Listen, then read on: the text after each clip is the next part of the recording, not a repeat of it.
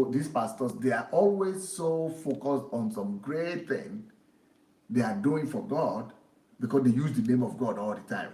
That they will be demanding money, money, money, money. God needs money. This is money. God needs money. God needs money.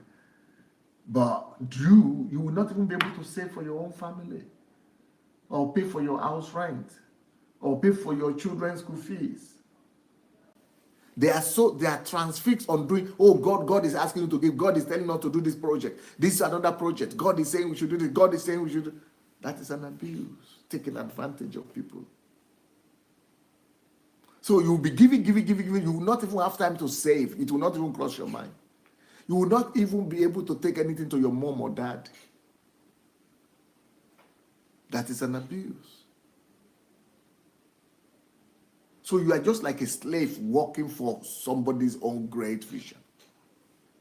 Or a lot of this kind of abuses. Some people are in the church, they cannot even go for break or vacation for 5 years, 10 years, or anything. Because they are told that they must be faithful. You must be faithful for this great thing they are doing for God. But while they are doing that, they don't notice the wounds they are inflicting on their followers.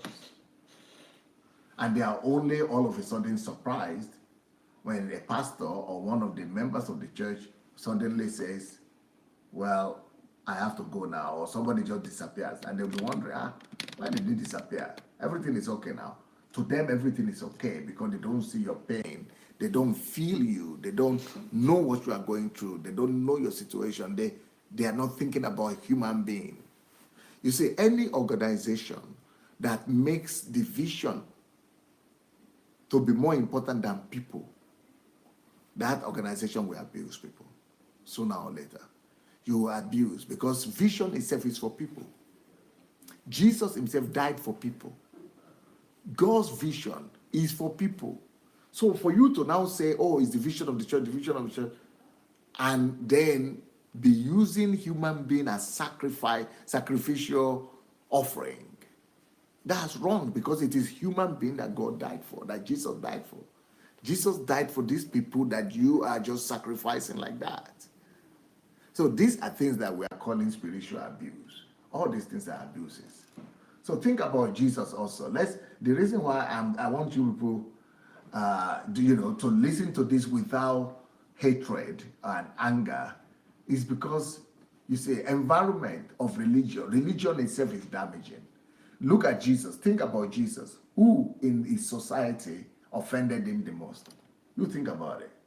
Who offended Christ the most? It is religion.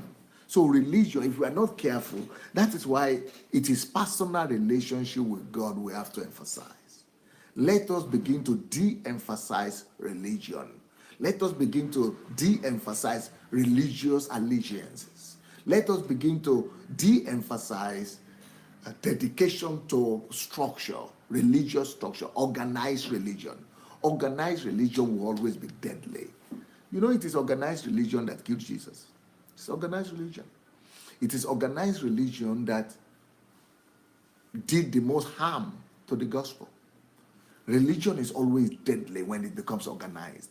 Religion is always deadly when it becomes institutionalized, when it becomes a denomination, when it becomes structure more than personal relationship with God. When you need to go and get a pastor's blessing, when you need to go through a man, when a man matters, whether it's a pastor or GO, that is already a religion.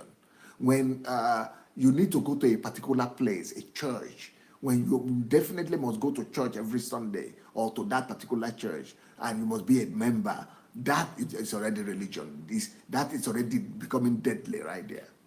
So religion itself is deadly. And religion will always lead to abuse and to abuses.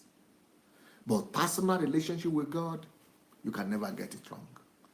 So what pastors are supposed to teach people and lay emphasis on is how people could have personal relationship with God. Let them hear God for themselves. Let them study the word of God. Teach them the word of God and remove yourself. Let them have personal, rapport with their Father. Let them build their relationship. That is how we could avoid churches inflicting wounds, injuries, and damages.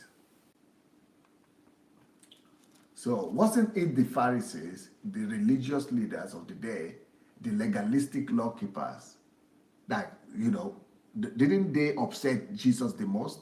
Are they not the ones who killed Jesus and upsetted him the most? But why the Pharisees? After all, they went to the temple. The fact that people are going to church doesn't mean that they will not hurt you. That is exactly what makes them to hurt you. Because they demand from you that you have to go to church. Once somebody begins to make it compulsory for you that you must come to church every Sunday, you must appear in church. Why didn't you appear in church? That is already an abuse. If you go to any church where they always tell you must come to church, you must appear to church, why didn't you come? That is already an abuse. You don't have to go to church if you don't want to. It is your own will. Nobody should be questioning you. Why didn't you come last